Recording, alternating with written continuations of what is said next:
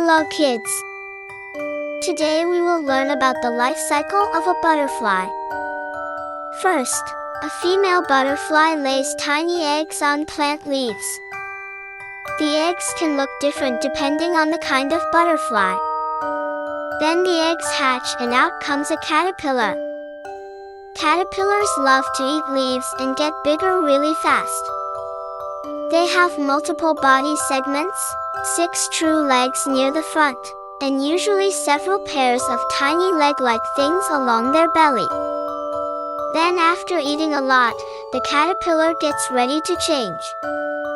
It makes a special shell called a chrysalis to protect itself. Inside the chrysalis, the caterpillar turns into a beautiful butterfly. And one day, a beautiful butterfly appears. Thanks for watching the video. If you like the video, kindly hit like button and press the bell icon to get new updates. Stay safe and have fun.